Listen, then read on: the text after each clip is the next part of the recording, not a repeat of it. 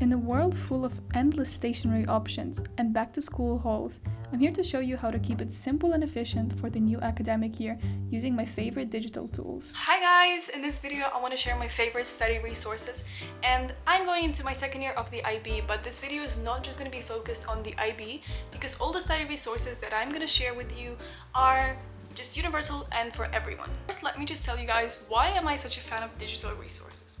So first, it's efficiency.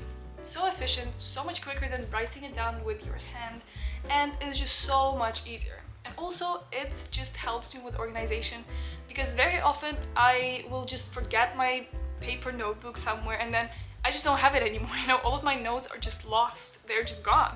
And that would never happen with digital resources because it's always stored in a cloud, in your Google account, in Notion, in anything.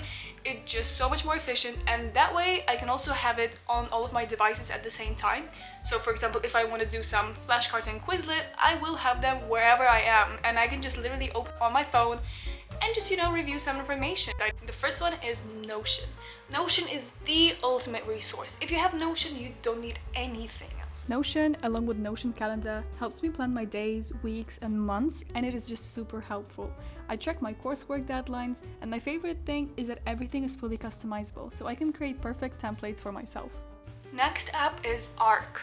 I think that it only works for Mac for now, but I think that they're testing the Windows version right now, and I think that it's gonna come out soon. I use Arc as my default browser, and it helps me to organize my windows and tabs. I have a space for each of my subjects, which helps me stay focused on the subject, reduces distractions, and just makes the way I use internet more mindful. Next one is Quizlet or Anki. Everyone knows about Quizlet and Anki, they're just super basic. I use Quizlet because it's great for active recall, which really helps me remember stuff better.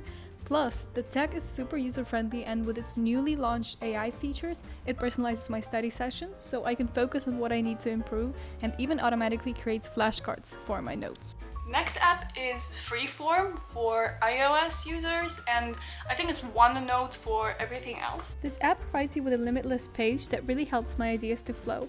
I use it mostly when preparing for the exams. I simply write everything I know from my mind, and it helps me to see the gaps in my knowledge and figure out what to revise. Simple Mind is an app that lets you create really cute mind maps.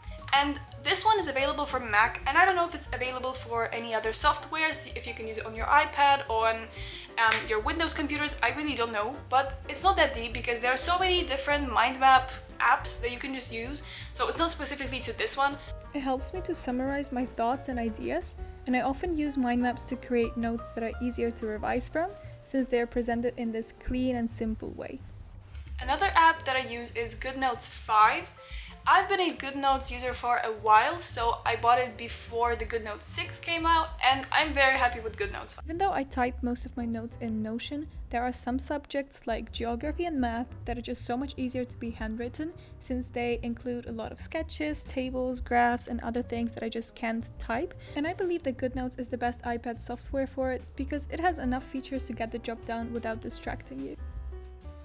If you guys are thinking about making a switch to digital study resources, or if you already have, please let me know in the comments because I'm really interested to know how it impacted your study routines and whether you're satisfied or no, and share some tips and tricks you have on your favorite platforms to use for studying and all of these things. Also, I always reply to comments because it's very, very important to me to know what you think and what you want, so just write whatever you want there and I will surely reply to that.